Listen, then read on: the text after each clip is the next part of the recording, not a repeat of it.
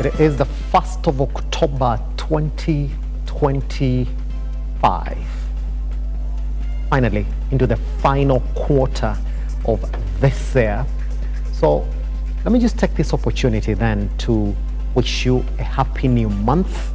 I do pray and hope that everything that you have your mind focused on in the last quarter of this year is going to be fruitful, and that all the plans that you have to clear the year on a high note are going to be blessed. Happy new month. And seen a lot of that. I'm not those people who like the hashtag Happy New Month. Now, because I'm here, I gotta wish you that, and thank you very much for choosing to begin your month with us right here at Look Up TV. This is the Morning Drift. My name is Simba Elijah Charles Kinyage. We have so much that we're going to talk about this morning, but this being a Wednesday, we decided to look at what is going on in the education sector in the country. But of importance, the unrest that we've seen in a majority of our learning institutions in the country. Just a snapshot of where we are and what we need to talk about this. Kitale Polytechnic was closed after students protested fee increases. Nakuru Girls High School was one of those that was indefinitely shut over exam anxiety and riots within the school.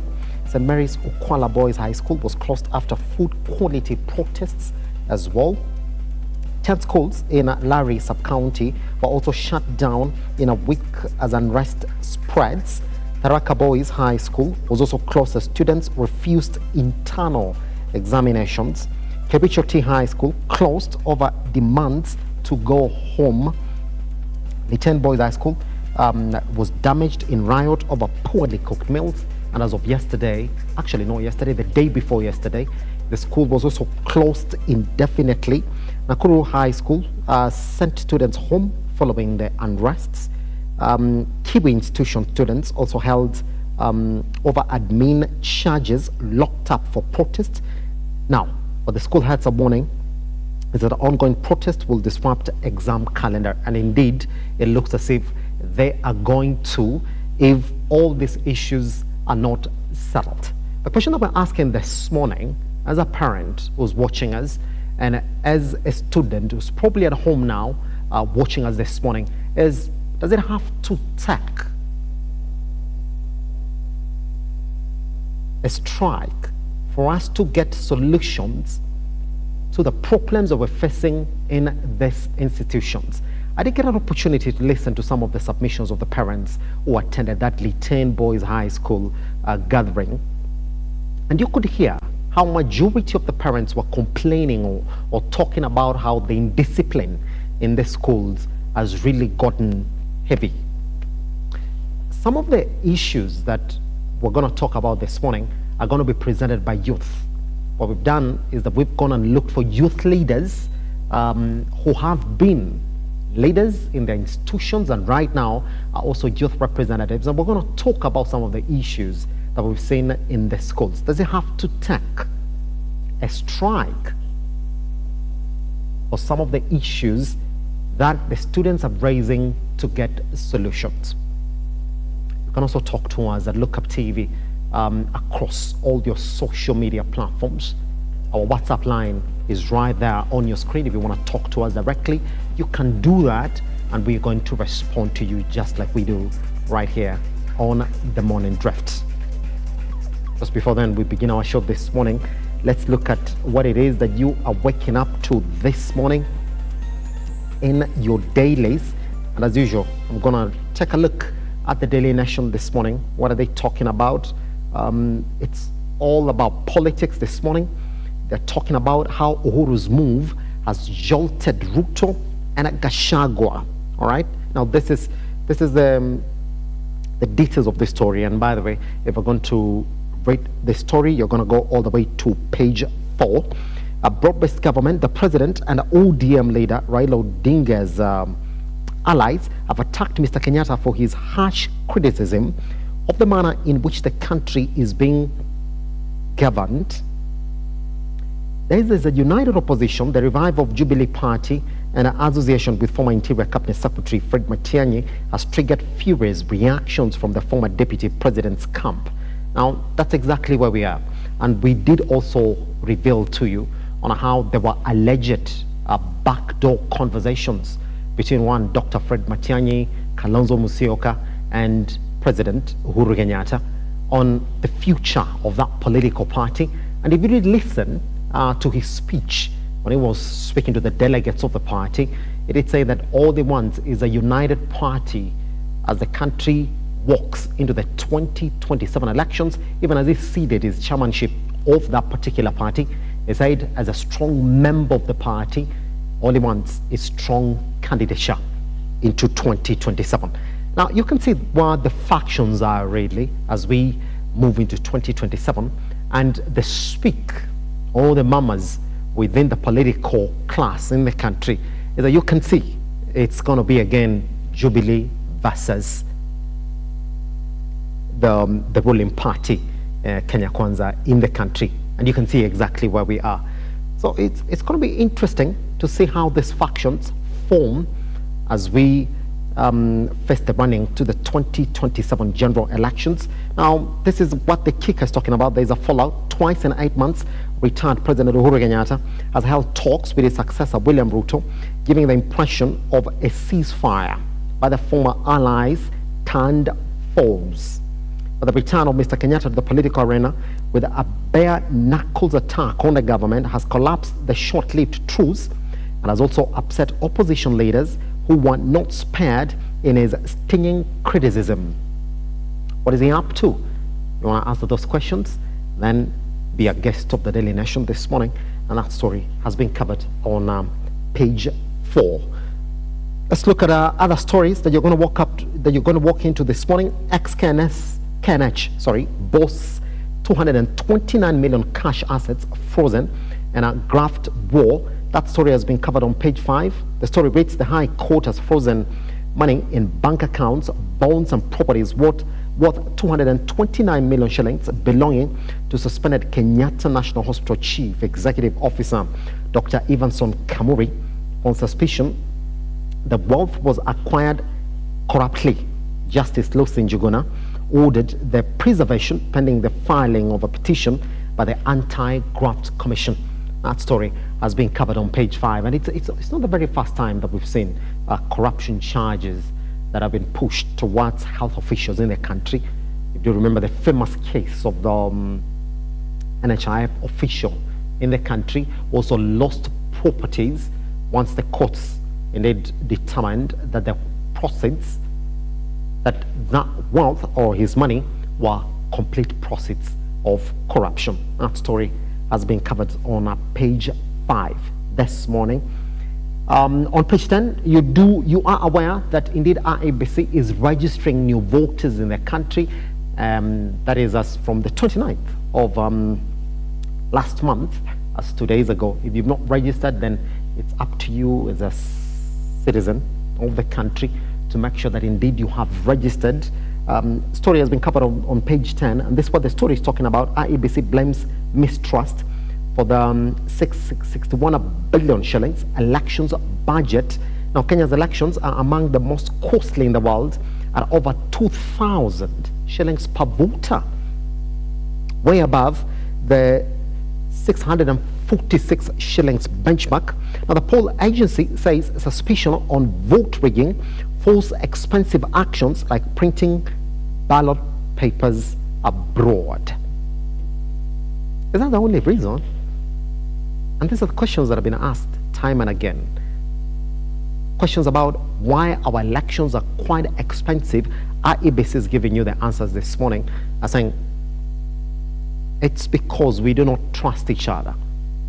That's why our elections are expensive, especially when it comes to printing of our voter material outside the country, and also the technology behind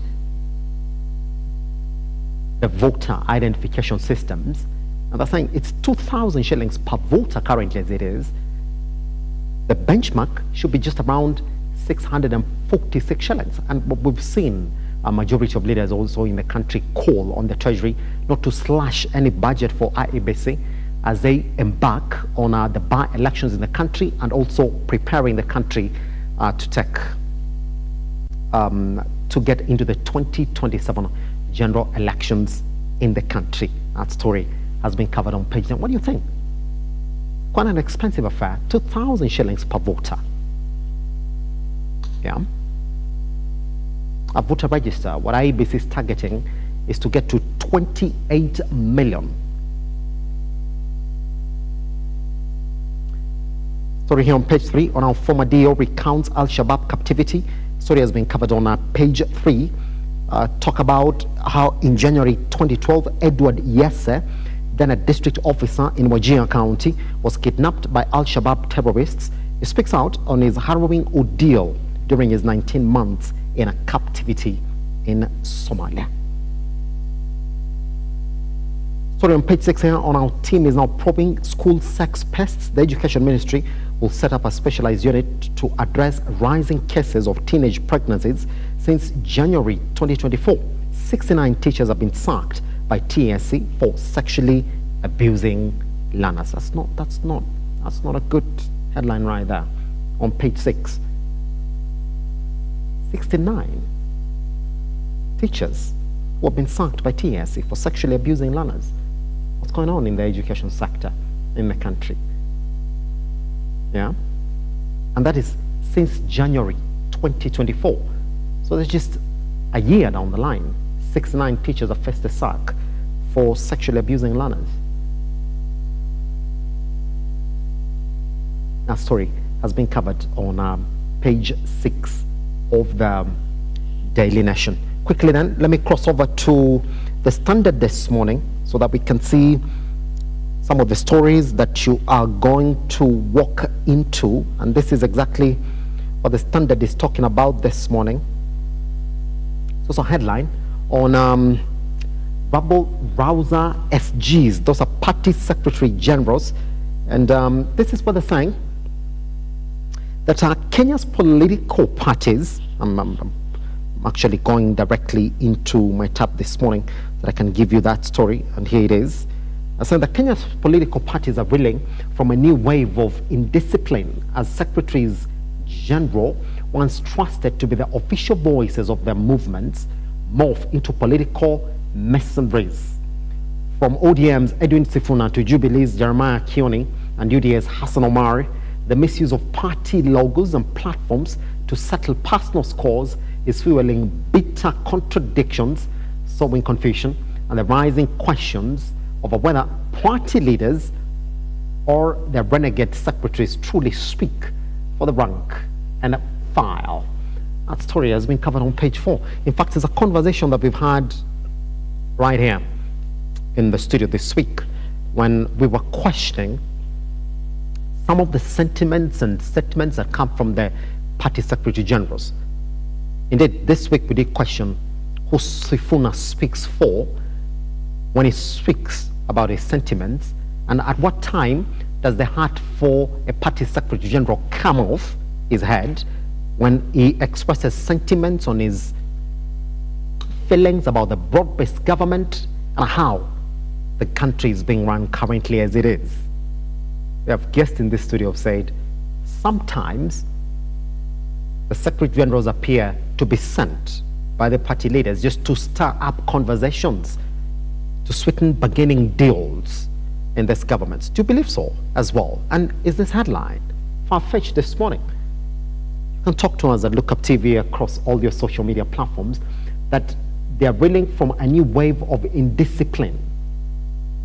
Yeah, a secretary general trusted with the official voice of the movement. When a secretary general speaks, does he speak as an individual or does he speak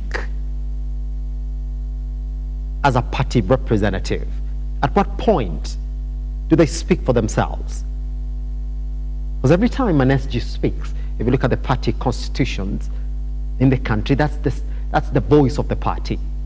So when the likes of Sifuna come in and say, well, we don't like these issues to deal with a broad-based government, are they speaking for the party, in this instance ODM, Are they speaking for themselves? Why is the line? Is it a thin one? You can talk to us at Lookup TV across all your social media platforms. There's a story here that is also taking effect in the country. We do know that Kiambu County medics are on strike. Now it looks as if doctors now want to join them in a nationwide doctor strike, with doctors, clinical officers, and laboratory staff threatening to rally behind their striking Kiambu colleagues who have been on strike for 4 months. The country is staring at a paralysis of services that could plunge patients into unprecedented suffering. Story has been covered on page 6. The annual strike that we do expect from the health sector in the country is right there as well. But reports that are coming from Kiambu County government this morning is that health delivery is going on as usual. But then how is that possible if indeed their medics are on strike? On page 9, AGOA, Kenya looks to China for duty-free exports. Story has been covered on page 9. The reports that we had this week is that almost 65,000 jobs are bound to be lost as our AGOA treaty stares at an expiry date. Looks as if we are looking into China for a solution, all right, for duty-free exports. That story has been covered on page 9, and you want to know exactly what the AGOA treaty also covered. You can also go right there and read on it. So quickly then, this morning, let's look at what Kenyans are talking about this morning. Linda Jamii is trending again. And a lot of Kenyans have been expressing their sentiments on the comparison between Linda Mama and Linda Jamii. The CS Health, Aden Duale, did come in and give us a breakdown on the numbers of Kenyan citizens that have benefited from the Linda Jamii program, and went on to also reveal that all the teenage pregnancies in this country have been taken care of by the Linda Jamii program. Remember, it was a transition from the Linda Mama, and President Uhuru Kenyatta, speaking last week, hit on the current government for changing it into the new Linda Jamii, which he said is untried, untested, and looks like is not properly working. Good. Let's then look at what majority of Kenyans are talking about this morning. This is Hussein Mohammed, who's quoting the president speaking about Linda Mama, and this is what the president is saying. Linda Mama was good, but Linda Jamii is better. An improvement to fix Linda Mama's limitations while driving Kenya towards universal coverage. That is the State House spokesperson this morning, Hussein Mohammed, talking about the much talked about Linda Jamii. Let's say Zoe this morning was talking about why NHIF Linda Mama was restricted to pregnancy. Shaz Linda Jamii offers a broader family-centered insurance model that expands services across all health needs. Say that Linda Jamii is beyond maternity. That's exactly what Kenyans are talking about this morning. And there's a breakdown here that's been given by the government on exactly what Linda Jamii covered, the focus, beneficiaries, just a snapshot of what that is from the Ministry of Health this morning. Beneficiaries are pregnant women and newborns. All right. There's also, that's according to Linda Mama. Now, Linda Jamii, that is under SHA, is vulnerable mothers, spouses, and children. What's the difference? Let me read again. Beneficiaries are pregnant women and newborns. Linda Jamii is on vulnerable mothers, spouses, and children. That's the difference. Coverage is on maternal health care services under NHIF. There's also, that's on Linda Mama. Linda Jamii is on full range services under SHA funds, PHC, SHIV, and ECCIF. Yeah, household benefit not included. That's under Linda Mama. Included whole family coverage. So some of the comparisons that have come from the Linda Mama and Linda Jamii comparisons. Now, here's what is trending as well on online this morning. Kenyans were also now greeted to news that it's going to cost you 1,000 shillings to visit any national park in the country. That's 1,000 shillings. From what? From what was an average of 200 to 300 shillings for Kenyan citizens. Yeah. I've looked at the submissions of majority of Kenyans, and this is, let me just read one or two complaints of Kenyans, and this is Mary saying this morning, "Hiyo 1,000 bob siezi lipa. I'd rather go pay to watch TV and watch Nat Geo." Non-Kenyan citizens, by the way, are supposed to pay 10,348 shillings to access the national facilities in the country. James this morning was saying, "I do not understand why we have to pay 1,000 shillings, make it way cheaper for more visitations to occur." Do you agree? Also this morning, Blaise was saying 1,000 shillings doesn't make sense. Make it cheaper to allow many Kenyans to go the visitation alternative. That's what he's saying this morning. Fantastic. That's a snapshot of what majority of Kenyans are talking about this morning. And I've seen a lot of Kenyans talking about football. Yesterday, for those who didn't know, Champions League was getting played across Europe.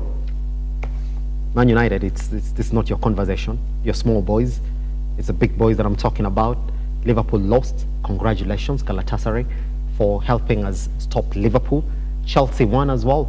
For those people who want to know the result, it was 1-0. But then João Pedro got red carded as well.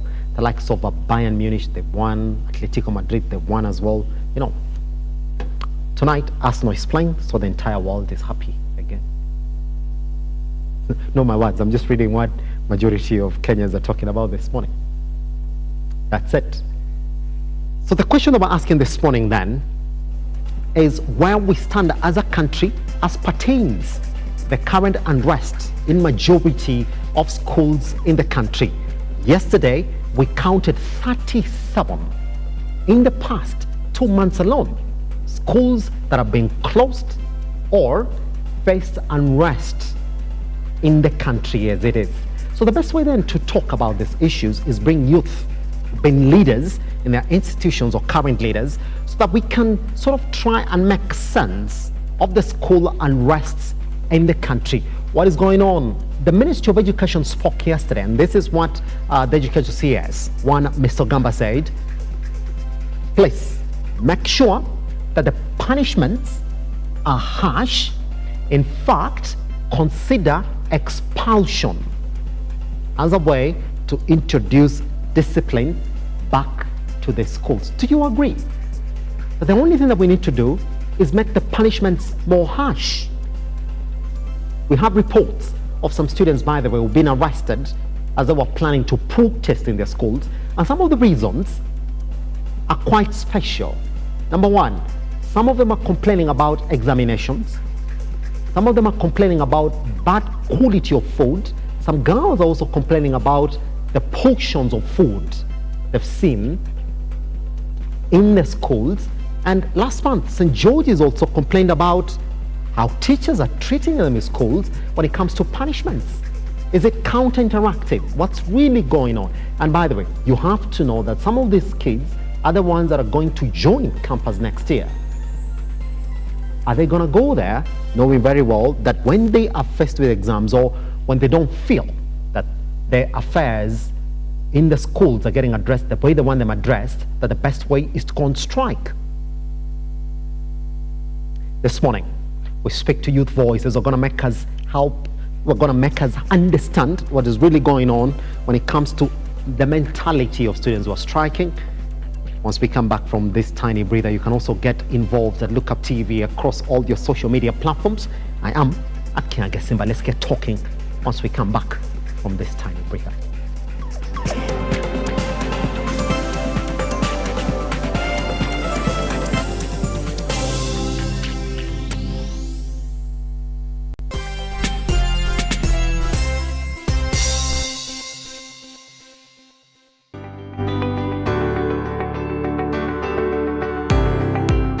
tu taarifa zinapochipuka na kutufikia papa hapa kwenye makao makuu ya chumba cha habari cha runinga ya Lookup. Kwenye taifa, kwenye serikali, kwenye bunge, tunajitosa hadi kwenye sauti ya wenyeji ili kupata tu maoni ya wenyeji kuhusu masuala haya yanayochipuka. Maana hii kitu inaenda kuumiza Mkenya kwa tax. Hakuna kitu tunafurahia. Nothing. Absolutely nothing. Sisi tunaumia, si ati tunaumia ile ya kiukweli. Juu maisha ni ngumu. Na bila shaka tunapata maoni yao ili sauti yao ipate kusikika. Na watasema hili, waseme lile, watasema hiki na waseme kile, almuradi sauti yao ipate taa. Mambo ya mafuta tena imekuwa ni changamoto zaidi kwa kila mtu, kwa bodaboda. Uchumi ikikuwa stable, tunaamini mambo itakuwa sawa sawa. Kwanza liko na ria wa boda, mama mboga nini. Hao sasa ndio wamefinywa zaidi man.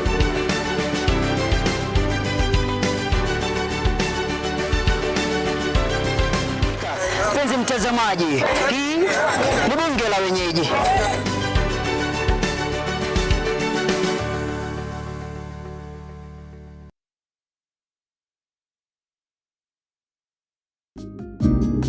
People are there to belittle you. When people are questioning you, if you don't move fast, of course, yes, you lose it, but then it's not us to push you. But you do not know the God who has been molding me. What has he been doing to me? The deep and mature conversations of empowerment for you with a curious mind and an appetite for oriented conversations. I concur with what you're saying. You plan your finances, you can easily live without a debt. An engaging safe space of free expression and truthfulness with an upheld vibrance, motivation and happiness. So many children who are there, they are not living their dreams. Join us for deep conversations with Zipporah Gashushe every Saturday from 8 p.m. The Deeper Conversations on Lookup TV.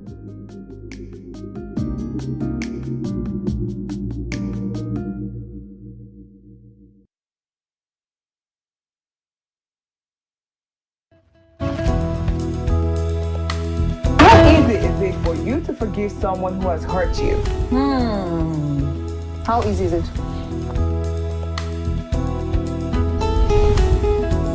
What are some tips, a person can apply to improve their public speaking skills? We all have personality lazy somewhere around us.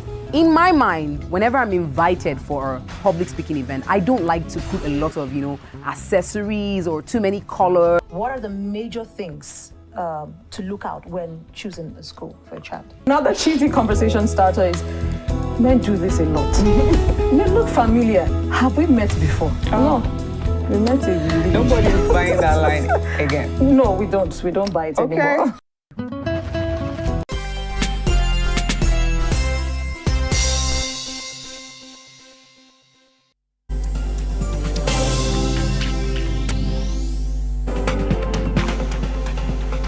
Welcome back to Lookup TV. My name is Simba Elijah Charles Kiage. Let's get then into our main conversation this morning, understanding what's going on in the education sector in the country.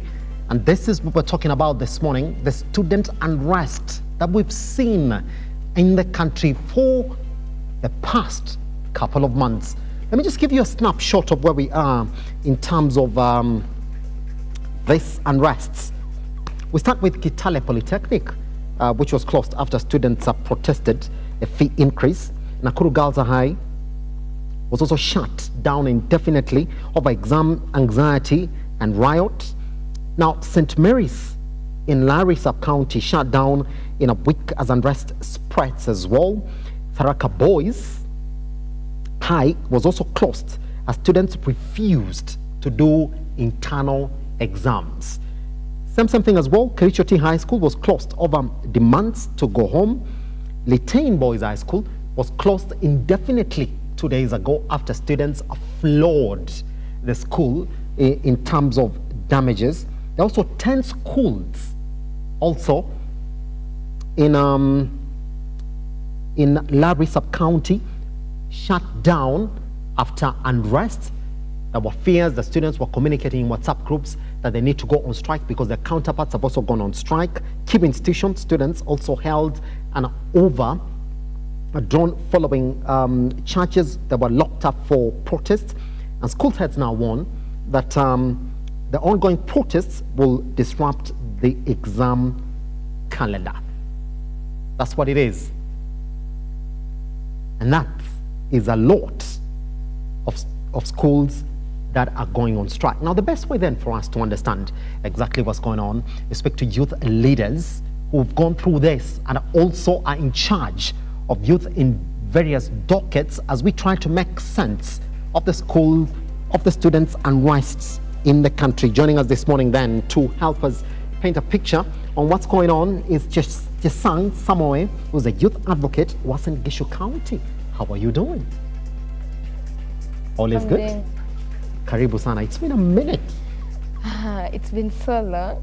2 years down the line. In fact, I'd forgotten where the studio is. My God. Yeah, we'll talk after this, so we see who pays the fine. It's okay. Good. Also joining her in the studio this morning, we do have Dennis Kariuki, who's the chair, Youth Caucus, Kajiado County. How are you doing, sir? I'm fine, thank you. Happy to have you around. Yeah, it's a pleasure. Oof, we have a lot to talk about this morning. A lot, I can tell. Good. I'm going to start like this, especially with you, Dennis. Let me begin with you. You've been a leader in a university setup, and I know you've received a lot of concerns from students, especially on the affairs of the university. Let's try and make sense. What would lead to a strike in an institution? How does a strike happen, Dennis? I can tell you it is not something that really starts like in one day you wake up and then it starts. Mm-hmm. It begins with the small things. When you fail to address the minor issues, they continue to grow and become bigger issues. Yes. And when you do not have a listening leader, that is when things get worse. That is why you can see the unrest. Back in university, you could raise issues like maybe the students are facing an issue. There is the issue of the fee increment. There is the issue of maybe insecurity. But once you do a step as a leader to address it, and you just learn the words into an ear that is not listening, then the anger will build up. And yes. That is when you realize that when all these small issues are compiled, that is when you shall start seeing now the leaders, they start responding, they now do the damage control. Yes. You could have just addressed the issues one by one. There is no room for dialogue because nobody listens to the ear of the student. You see, the reason why we have so many issues with students, with teachers, with administration, is just like you treat, these people, they treat us like children. They don't see as if we have a say. It's as if like once we say something, they have the obligation or they are like, the law is the law. I can't listen to you. You are the minor. I'm the parent, I'm the teacher. There is nothing you can tell me. You see, when you treat me like a child and now you are the adult and you don't listen to me, I'm just going to be, what do you expect? I'm going to be angry. Yeah. I'm just going to be able to act out and you're not going to love it. Yes. So this is the basic things that are not addressed. Solve one issue, solve the other, and when you have a listening ear, that is when all these problems will be solved. That's it. We'll be looking at some of the reasons, and I'll be coming back to you on exactly how you would have solved it, because some of them are very special reasons. Brenda, let me come to you as well this morning. The Minister of Education has spoken, and this is what the CS said, is asking all the school heads in the country, and I'm reading verbatim, to be very stern on indiscipline cases in the schools, make sure that the punishments are more harsh, to set an example to the rest of them who may want to strike. And in fact, he told them, you need to consider expulsions of the rowdy students in the schools if indeed you want to stop strikes across the country. Is that the way to go? Should I be spoken differently on this issue? Good morning. Good morning. I feel that the statements from the CS are not friendly to the students. However, yesterday the Standard quoted the PS of Education. Yes. And the PS said that for the school heads and the all Ministry of Education, when you feel like there's a strike that's coming up, kindly ensure you intervene on time. I feel like offering the punishments and such matters, it's more difficult compared to when it's better you address the issue before it happens. Yes. Ensure you intervene, but once it happens, the measures should be tough and harsh. However, it should not be that much that scares the student away from the school. Yes, it's okay. If you go to strike, you'll be expelled and all stuff, but what measures are the school put so that we don't get to that point of striking? Yes. That's the question that you should give back to the CS. That's it. What are the measures that we are having before bringing the solutions of striking? Meaning you already know there's something to happen. What have you done to ensure that we don't get to these solutions that you are offering? What are the easiest solutions and the easiest steps that we can take? Yes. Yes. Pretty much. Just before I cross over to Dennis then, because we're going to look at some of the reasons as why these kids have gone on strike. Here's the thing. We say, what are some of the measures that you've taken to make sure that these strikes do not happen? Brenda, is it okay if we say this morning that it might be very difficult to know in a school setup, going by some of the strikes that we've seen? Is it easy to know as a leader? Yes, referencing from what my friend has said, strike, or let's say going to strike, it's a reaction from the actions that were not addressed. Like today we are addressing let's say we are in high school. Today we are addressing the issue of meals, like it's not a good meal, it's not cocktail, it's not this. Our request goes to deaf ears. Tomorrow we address, let's say, sexual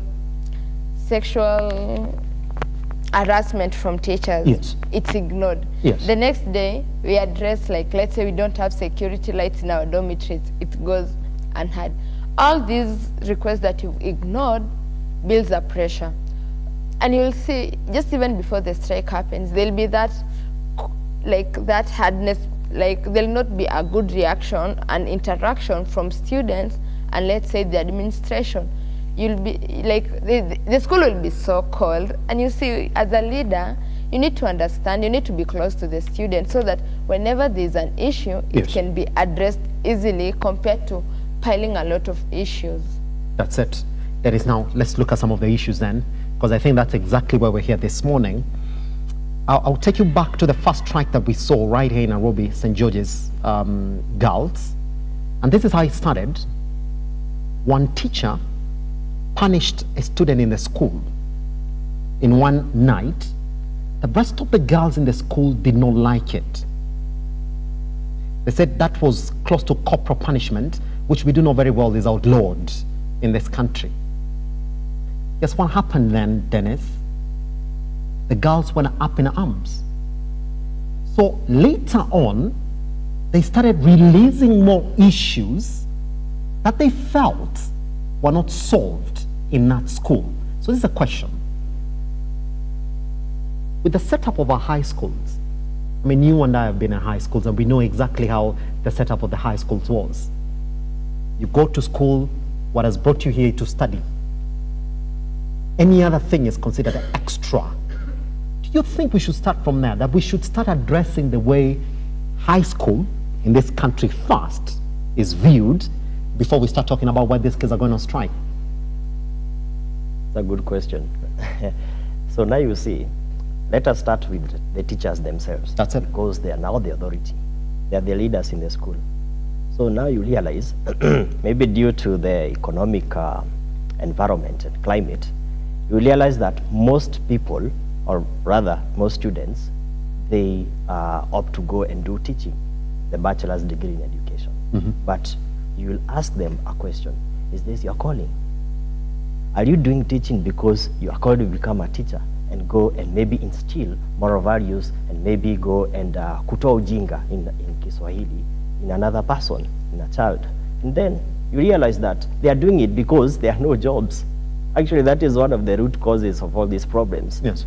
They are doing it not just because it is a calling, they are doing it just for business. So now you realize that when it comes to how they do their things, how they teach, how they conduct themselves in classes and also in school, it is just like they are running a military camp. Because why would you punish a girl like who is even less than 18 years as if it is just like any other military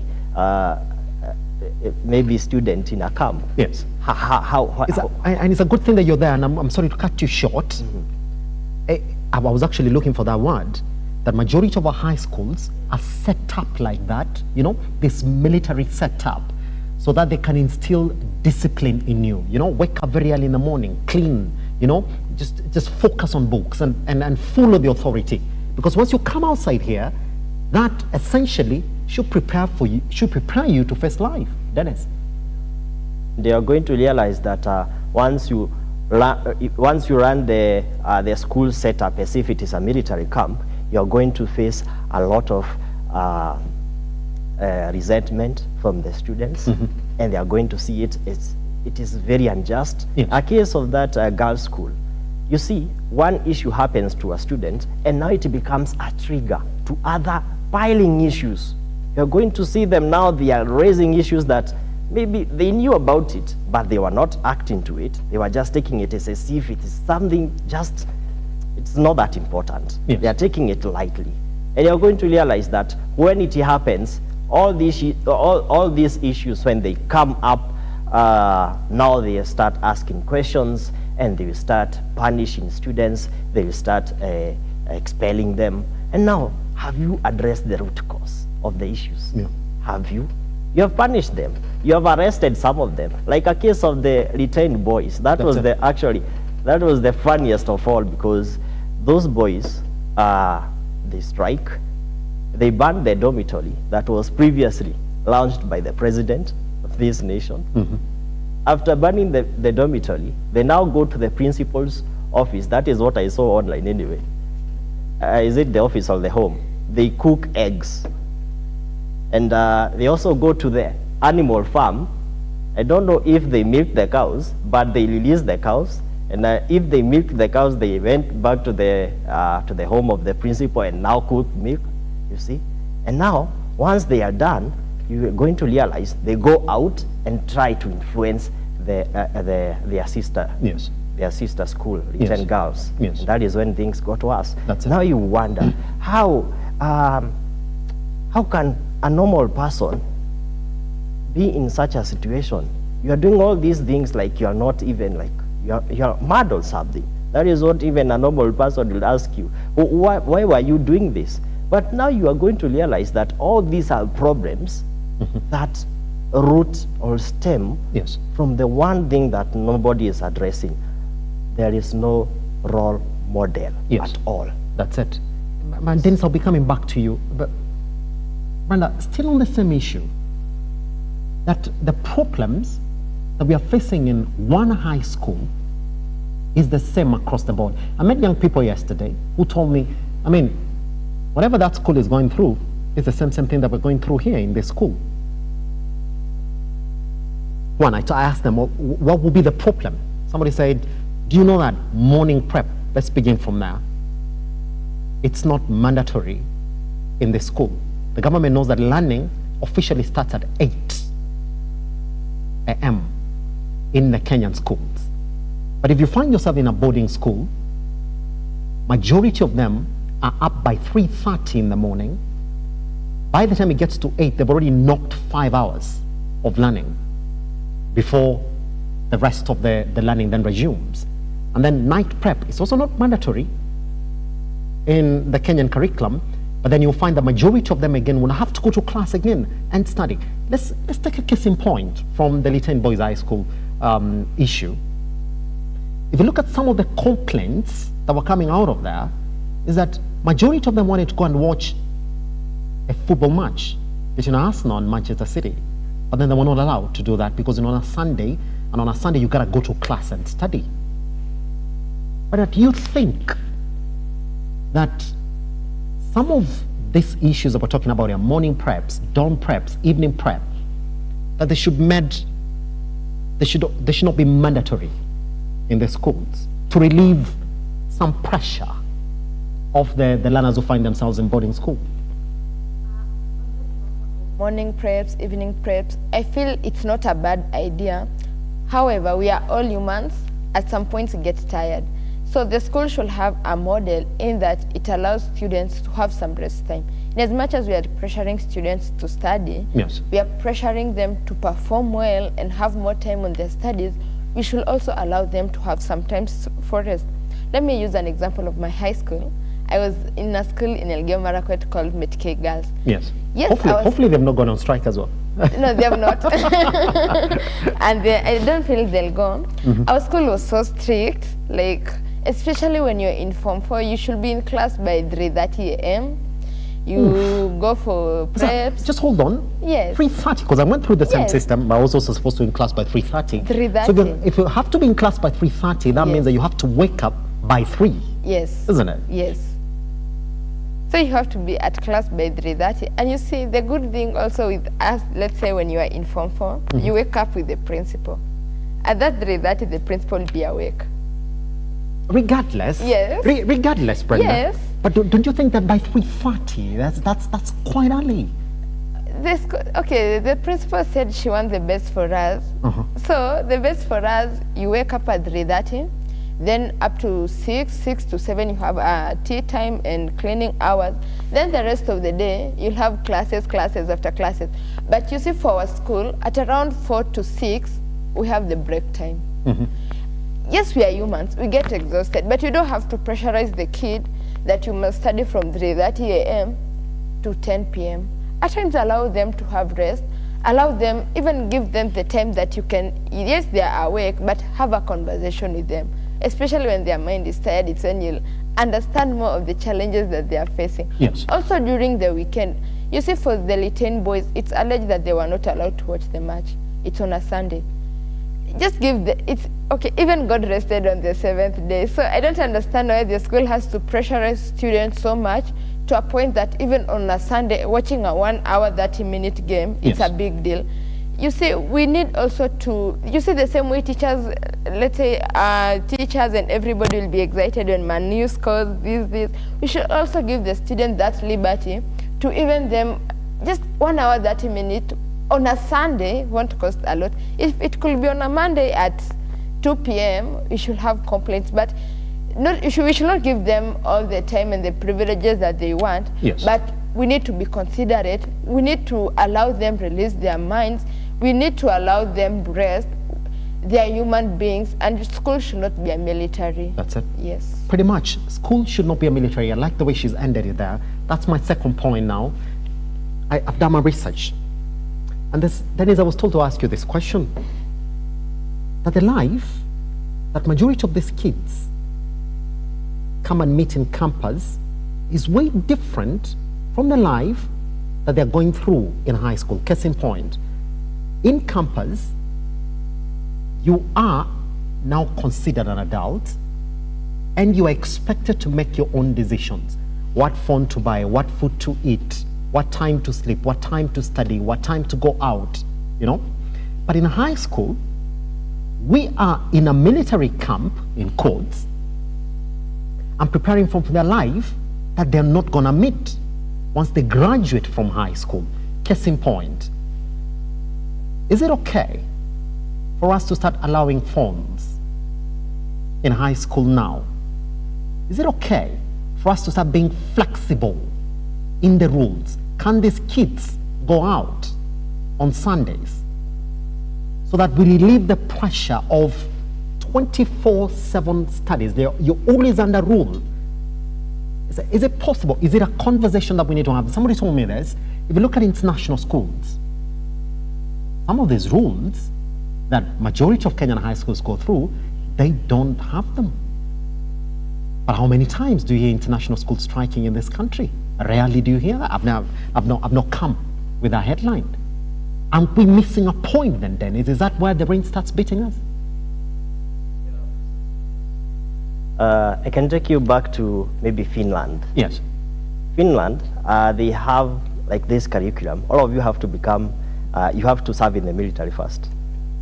So you have to train in the military. That's it. Mandatory in the country. Mm-hmm. You are going to also go to in schools abroad, and the way they have set it up, it's only day school. You have to carry your phones, and despite you being maybe below 10 years or around 10 to 13 to 17 around, you have to go to school. On a day you have to go back home. So they lay the moral upbringing or the groundwork or the foundation on the parent, not the teachers. That is how they lay it. So I can tell you that our situation here in Kenya, you see that those international schools that follow such a system, and they are quite advanced, and you're going to realize that their resources, they are quite established compared to the normal secondary schools that we have in Kenya. Even as we speak about resources, resources should be the reason as to why you might not be flexible in your programs. And I'm not saying that majority of schools are not flexible, but then resources shouldn't be the reason as why you turn your school into a military camp. Okay, now you're going to realize that you are a parent, right? Yes. I assume you are, right? So hopefully I'll be this year. Okay, so yeah, you have a very good salary, you have a very good family, you are driving, and you have a very good house, a good job and all that. Would you consider taking a kid to a public school or a private school? A question for you. It's you know what I said. It's a good thing you're putting me on the spot. But at one point, they have to experience public school. Yes. Public. Yes. At one point, they have to experience public school. Yes, public. Yes. There is more exposure in public school. Yes. But what happens in private schools? You're going to realize that they have that one-on-one or personal engagement with the student between the teacher and that's it. It is very different. Yeah. And that is what lacks now in the public schools. Yeah. Yet, it is supposed to happen. They are taught in school that is how you're supposed to be engaging kids. Okay, a teacher, how much is a teacher paid? Around, is it 40? There are even others, like we had strikes by the JSS who are being given like 17,000. Yeah. So that is already a frustrated and a damaged teacher. So how do you expect that same teacher to go and behave well, or rather be happy teaching that student? You see, it is just an emblem of the systemic failure that we have. Yeah. The teachers should be the highest paid in this country. If you want the schools to change, start with the teacher, pay them well, and they are going to do it wholeheartedly. Nobody is going to do like such things. You see, the moral authority, like I'm just saying, the teachers, they are the leaders in the school. The politicians and the political leaders, they are the leaders in the society. Yeah. So when the teacher fails to follow the rules, will the student follow the rules? No. When the politician doesn't follow the rules in the society, will the citizens themselves, who are also the parents and also who are as well the students, will they follow the rules? No. So now you can see it's all about, it stems, the foundation is in leadership. That's it. So if leadership fails in an institution, you are going to realize there will always be chaos everywhere. Not only in schools, you go to the hospitals, there is chaos. Because how are they taught? How are they brought up? There was no moral upbringing. How are companies being run? How are even the police behaving out here? They were all students a time back, right? While they taking kitu kidogo, we are seeing these things happening. I've just come, like, I've taken a bus today, and I've just seen a policeman akisalimia conductor hapo. What do you think has happened? It is something private that, exchanges. Is it right? You see, we are taught in school corruption, bribery, nepotism, tribalism is bad. But what happens in the world that we live in? It doesn't happen that way. What will happen to the student? The student will not follow the rules. Why do we expect the students to follow the rules, and yet as the adults and the authority, we don't follow them? That's it. Dennis, I want you to hold your point right there, because once we come back, Brenda, that's where the conversation begins. And I hope you guys have looked at some of the submissions of the parents who are attending that meeting with Litain Boys High School administration. You know what the parents said? How is it that year after year, that there has to be an unrest within the school? Somebody asked the question, whose responsibility is it when it comes to disciplining a child who's in high school? Is it the teachers in that school, or it's the parents of that school? And by the way, since we're talking about it, there is a school that has taken headlines in the country that is not admitting kids from single parent families. Are they right to do that? Once we come back right here, we shall be taking the sentiments of Brenda this morning, and Dennis as well, who are right here with us in the studio. What do you think? Are high schools in this country military camps? Is that why majority of the kids are going on strike? Once we come back right here on The Morning Draft.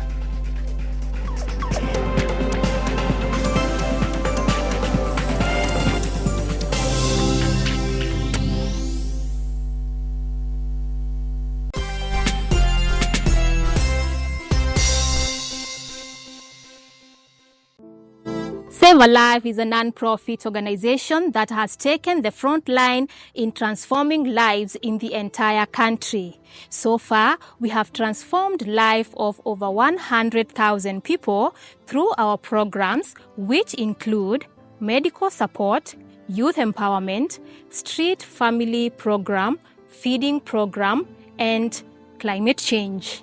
Join us today as we transform lives. As we always say, service to humanity is service to God. Save a life, transforming lives.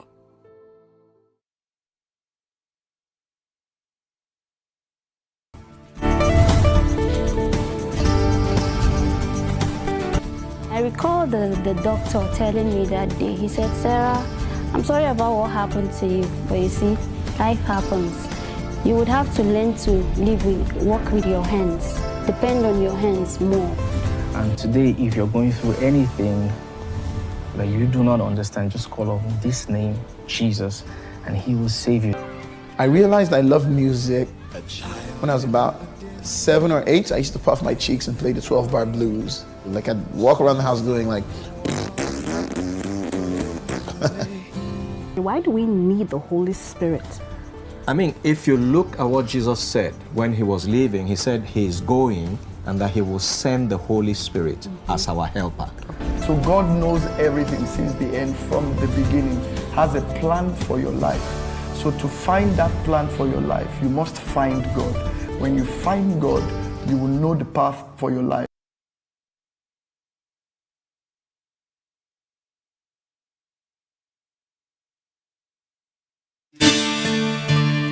Do you need a dose of hope? If so, you are in the right place. We think of ourselves around here as hope dealers, delivering truth, power, and inspiration to hearts and minds all over the world. If nothing else has worked for you, why not give the God thing a try? For it's in the presence of God that you'll find everything that you need. Amen.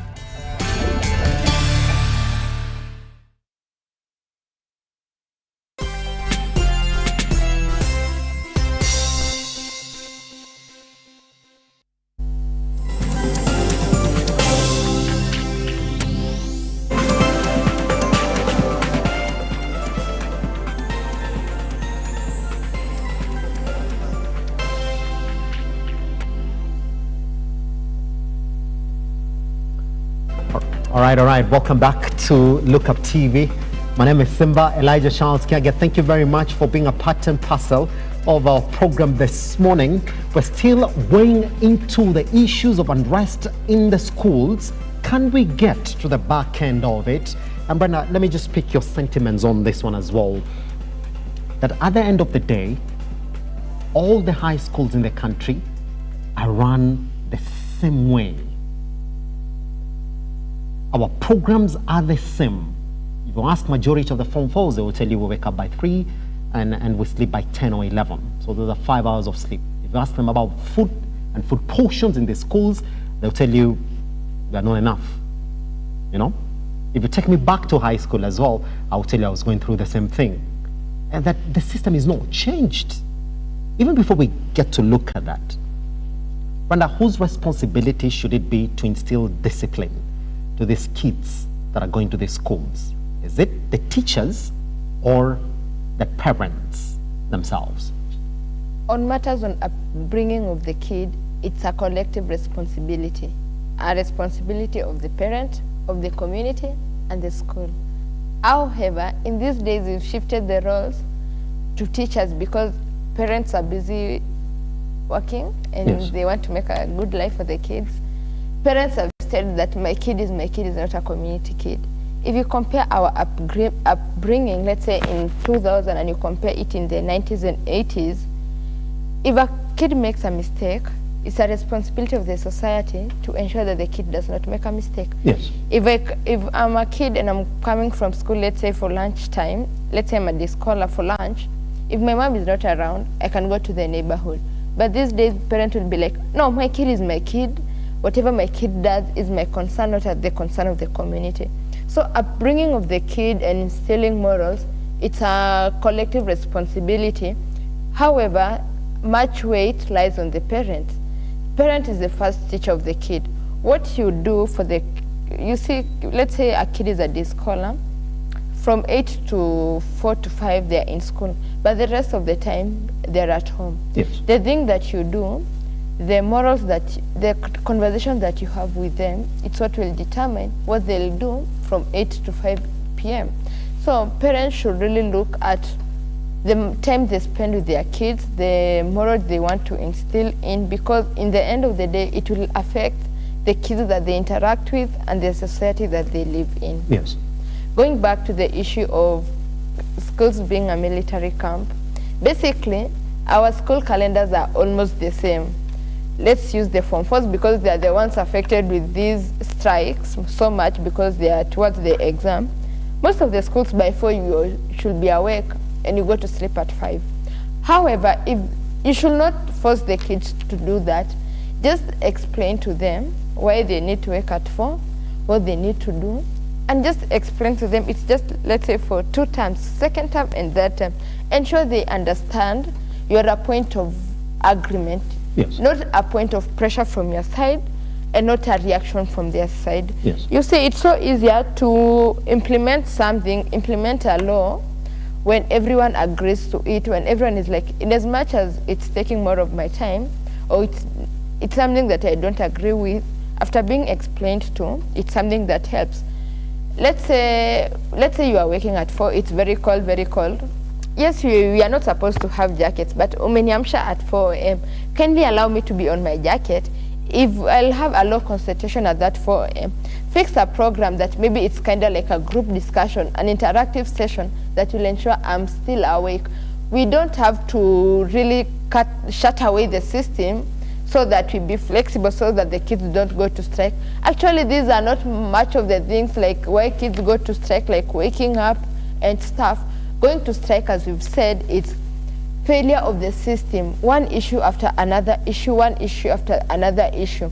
Once, let's say you explain to them why they need to wake at 4, that's not an issue to go for strike. Yes. Go address the next issue, go address the next issue. We won't be having these strikes. I said, but just before I cross over to Dennis as well, but are you going to tell me that if I take you back to your school today, no, it's been many years since you were there, but I take you back today, you're telling me that there aren't things that you would like to change in the way that the school was running? Yes, of course. I have some things that I just had to survive. It was not things that used to make sense, but I just had to survive. Is that what it is then? That you're the one who's spending majority of the time in that school, but here you are surviving, but some things would not make sense to you. But you see, Kiage, the things that we do, if everyone is given the liberty to decide how they want to run the school, everyone will have their own issue. Me, I'll want to wake at 7 a.m. Someone will want, even I'm not waking up. So we really, in as much as we want to change things, yes, we need to understand that there's system of operation, yes, and this system of operation has to work for all of us. Brenda, let me just put you on the spot as well. In Tharaka Nithi County, sorry, 10 schools go on strike. 10. And when you look at the reasons of their going on strike, all of them, they're homogenic. They're the same. They're the same, Brenda. So, I mean, you know what they say? If you wake up in the morning and find one mad person, probably you're the mad person. If you find a second mad person, there are high chances that you met two mad people. But if you meet the third mad person, chances are that you're the other one who's mad. So why can't we look at the numbers of the students who are going on strike on the same reasons and say, probably now, we need to look at our high school system in this country and change it? But no, I don't feel that the issue, it varies, yes, why students go to strike. And that's why we said, if the issue is addressed, kindly look at it. But you see, you can't tell me that there's a school here that works at 5 a.m. and there's a school here that works at 5 a.m. This school A goes to strike because of the working time, and school B doesn't go. It means there are more issues beyond working time and the things that we see on our own eyes. Or is it that they haven't just gone on strike yet? Like you, Brenda, there's some things that won't make sense to you, but you survived through the 4 years that you were in high school. But they are now making sense. They were not making sense in high school, but now I understand why our school principal will work with us at 5 a.m., at 4 a.m. Yeah. And now I understand what he wanted for us. Pretty much. Like, it's, once you are in high school, it's so hard to understand the outside bit. Me, I usually believe that my school teachers used to have like the best intention for us. Our school could, you see what my co-panel was talking about, like there's that teacher to student interaction. Yes. My school ensured we had that. Yes, it's a public school, but the way of operation, it ensures that the school administration and the teachers can get into the core of the students. Yes. Like, can I understand you? Can you understand me? Like, what is our point of convergence? Where do we disagree? And at the end of the day, we'll have an amicable solution to these matters from this side and this side. My school, you could go to a point that you're having a client teacher. The client teacher is someone like your parent. If you have an issue, you go to her or him. If you have this, you go to them. Like, even if it's performance, yes, it was based on performance, but it was beyond performance. Like, let's say I'm having challenge with my school fees. I can address to you. You can talk to the principal that she doesn't have to go home because of school fees, because even the situation at home is worse. In school, we have someone who can understand you. So, me, I feel like that it's just a way of operation and not the system itself failing the student. That's it. Dennis, let me also rope you in on this one as well. And I will look at some of the reasons as to why also some of them have gone on strike. Here they are. Number one, increase in school fee. That's another reason here. Number two, examinations, internal examinations. Nakuru Girls High School went and said, this school is just on exams. If you could listen to those girls, we'll be like, there's no way we can be doing exams from Monday to Monday. You know? Number three, quality of food and food quantities in these schools as well. All right? So other than that, let's just look at this school. If you don't pass exams, you're treated as an outcast. You can't go for functions, you're never given any priority, and you're given more punishments in this school in terms of extra work in school. Be either cleaning, be either, you know.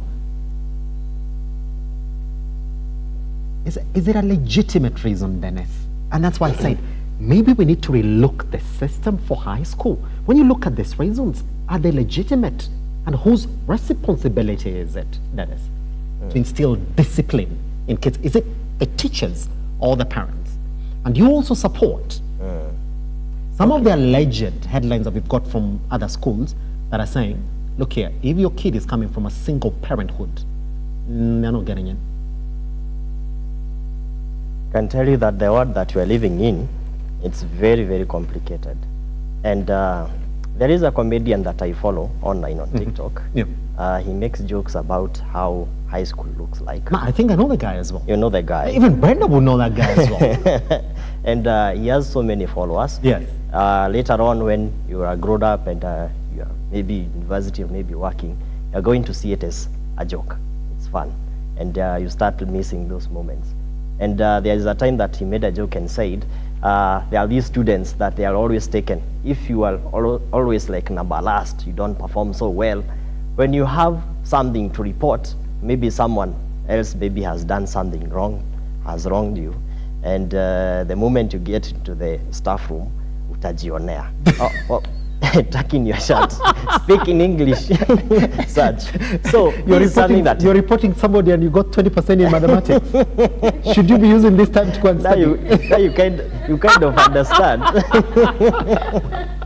Like it looks like a joke, isn't it? Yeah, but it's not now. In reality, it is not. To the student, actually, you're even going to be afraid to go to the staff room because because you know it's all about what you got in your exams, isn't it? Yeah. So now you realize you're being rated by how you perform in class. But the real question is your class performance like,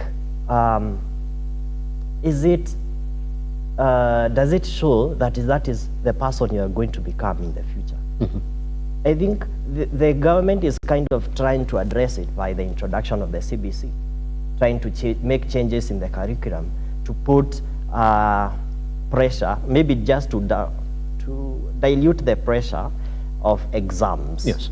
Because exams are one of the triggers why we are seeing so many strikes. Why does it happen? Do you see them happening in first term? No. Very minimal. In second term, when maybe the school is closing. In that term, you're going to see them, right? In September, how many are they? 30 schools going on strikes. And they are even going to increase as we progress. So now, you're going to realize one of the triggers is the exams. Now imagine, you have been in class, your teachers in Form 1, they delay the curriculum, or rather, they are not yet done teaching you. You have not yet covered what you are supposed to cover in first term in Form 1. You have not yet covered what you are supposed to cover in Term 2 in Form 1. And then that thing escalates, and now you are in Form 4. And now that is when the teachers start rushing. And now you're going to realize the students, they will be overloaded with content. Every time they're in class, they have not yet finished. They are not yet finished the syllabus, but they are in Term 3. And now the teachers are mixing the exams and the syllabus. So what are you doing to the child? Maybe to the student. You are now confusing them. Yes. They are going to be angry. Now compile that when the meals are very poor. You see, back in high school, we used to they are cooking with these big sufurias, and there are times when they cook ugali, kuna ile unga like hivi, unaona? Now imagine you are just cooked that area or that part where there is a lot of flour instead of ugali. Now the cabbage themselves, oh, that is even worse. Let me tell you, inakaa maji. So there is poor meals. Yes. You combine it with the syllabus. Now the curriculum also allows co-curricular activities. You're going to see that they are more congested in second term. Yes. Now these students, they have to go and do music, sports, drama, clubs and all that. And now when you start to try to figure out how now you're going to fit in the curricular activities with the curriculum, and now the syllabus that is still lagging behind, and you still want to do the exams because the head teacher is there telling teachers, no, we need to test these kids. Yes. Let us do the exams. But you wonder, is it right? It is not. And that is where most problems are coming from. That's it. The time is not enough. Time is not enough for sleep. That is number one. You cannot go to sleep at 11 and be expected to wake up at 3:30. having slept like how many hours? Those are 4 hours. 4 hours. Yeah. And in biology, if you are a biology student, you read that doctors propose, or maybe it is written, that you are supposed to sleep 8 hours. That's it. So now the books are saying this, but in reality, you are sleeping 4 hours. That's it. So now you can see it is like we are living in a world whereby there is no balance. And that is what is lacking in this institution. That's it.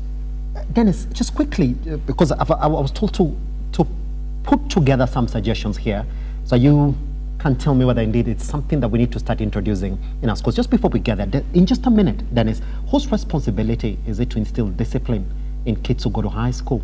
And do you support some of the moves that we've seen from a couple of schools in the country are saying we have to do a background check of the kids that we admit in our schools? If you don't have both parents, then you're not gonna come in. Residents, we have very great leaders in businesses who have succeeded, and yet they were orphans. Others were brought up by single mothers. It doesn't mean that they live lives that are complicated or something. Yes. So discipline, okay, there is a saying, this is wisdom, please listen to it. Everyone knows about it, that it is in Kiswahili, asiyesikia na mamae, asiyefunzwa na mamae utafunzwa na ulimwengu. So basically it means that your mother or father or your guardian is your first teacher. That's it. If the parent fails, that student will be a failed project. It starts with the parents. So if you are brought up in this, you see all those parents, they were once students. Yes. And if you didn't listen to your parents, then you get kids. The way you bring them up, you're going to realize what? Their kids will also be complicated. That's it. So now, by saying that schools, maybe saying that a school should not admit students from a single parent, that is actually very wrong. It is discrimination. And that school should be closed. That should be closed because it is not fair. They haven't gone on strike though. They have not yet. Yes, and they're saying that part of the background checking that we're doing it is not a private entity. It is, you are holding the public. Yes. You see, the students are the members of the public, but you are running the school in a private way. Yeah. So that becomes a public institution. That's it. And you should be accepting all students, despite where you come from, despite who your parents are. Either you are a single parent, a student, or either you are an orphan. It is not your fault that you come from maybe a single family. Yes. It is not. Pretty much. All right, now, ladies and gentlemen, these are some of the suggestions that we've gathered as Look Up TV as to what majority of the high schoolers, some of them who find themselves at home, are putting forward. Now, quickly, I'm just going to bounce it to you so that we see exactly where we are, whether you propose or oppose some of the suggestions they're putting forward. Brenda, here it is. They're saying, make dawn preps and dawn night preps optional. Let all studies start at 8. Let the kids make their mind on when to go to class to study and not. You agree? You've provided 3 suggestions for the dorm and for the evening and morning preps. That can be optional because it's not even in the curriculum. Yes. For the 8 to 4, that's okay for the government also. And then for the third one, when a kid, the kid should decide the time they should go to school. Yes.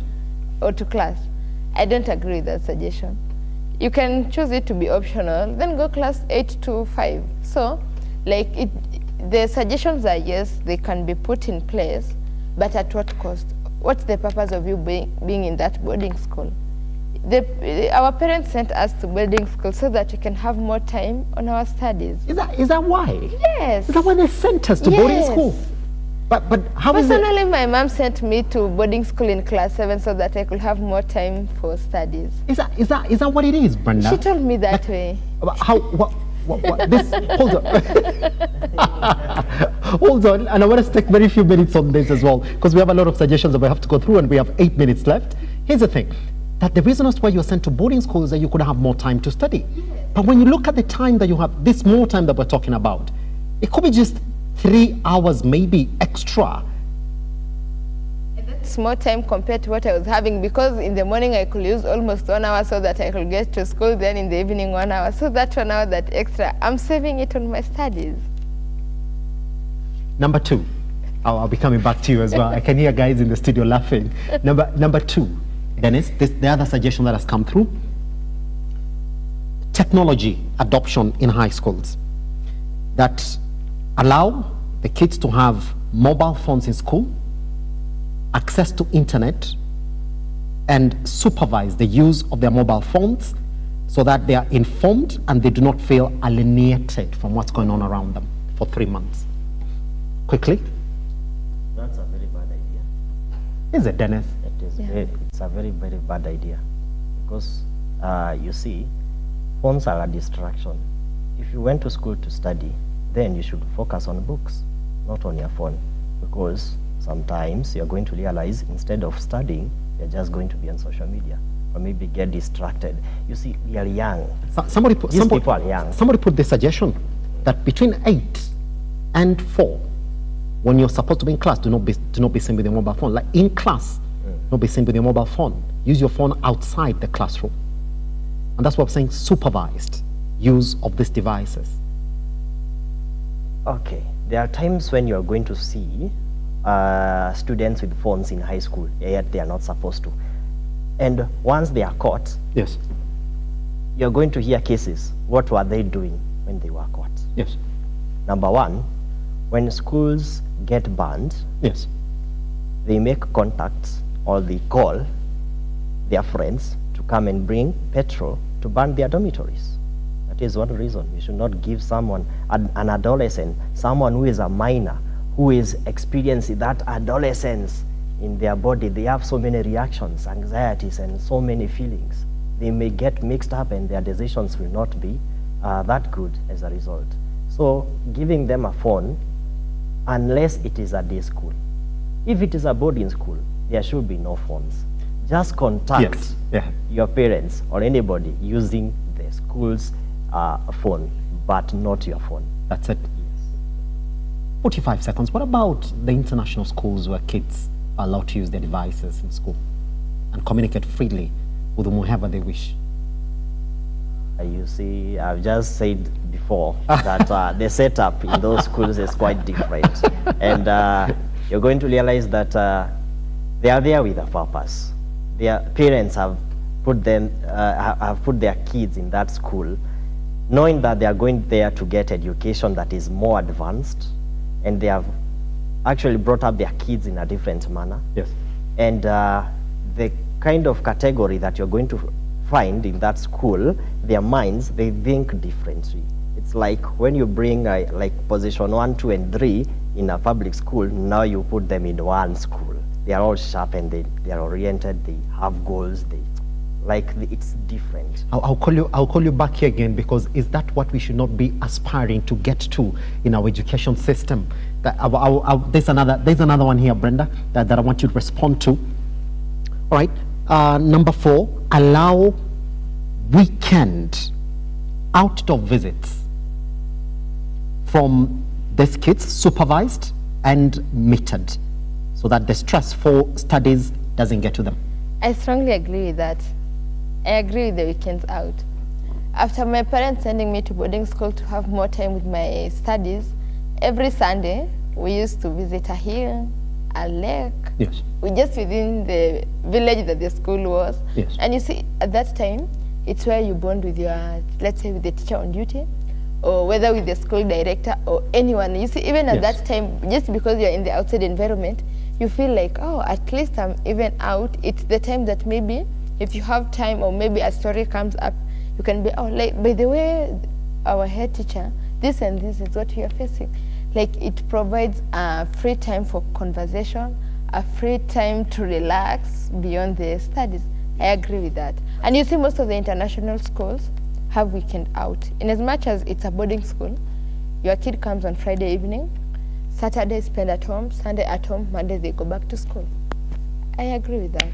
Pretty much. Last one, just before I take your closing sentiments on it, a suggestion here, 1 exam per term and no holiday assignments for the kids. Let them rest. Focus on growth and upbringing as opposed to exams. That is. An alternative opinion. 1 exam the whole year. Only 1. Yeah. The rest should be maybe just cuts, small tests. Yes. And I agree strongly that during holidays, don't No give assignment. assignments. It's not necessary. A holiday is when you rest your mind and you interact with your parents.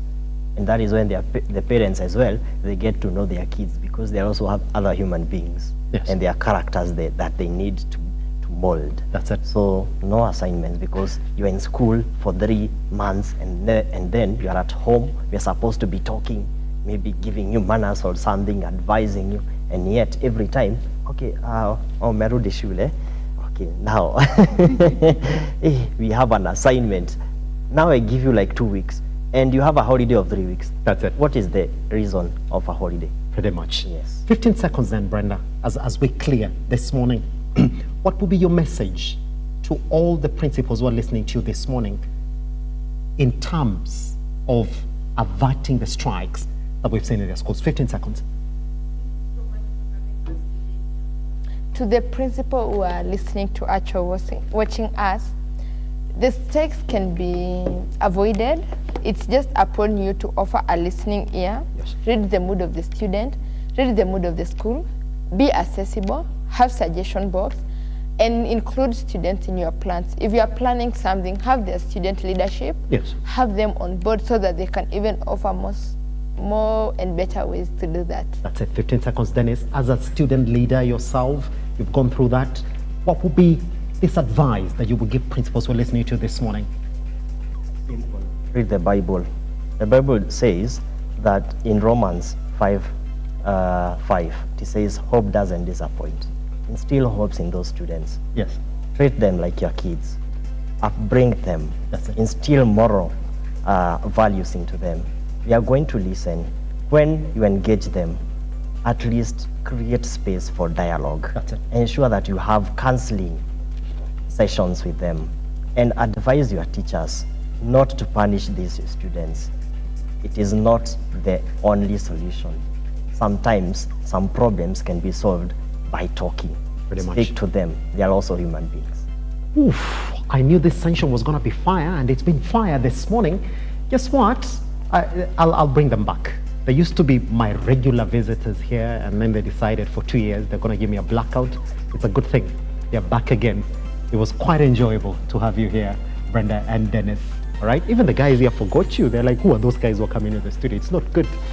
Should have asked the security guys to detain you a little bit before they come in. But guess what? It is what it is. What do you think is the solution to the strikes that have been marring the education sector in the country? Talk to us at Look Up TV across all your social media platforms. And by the way, the KCSE examinations are starting this month.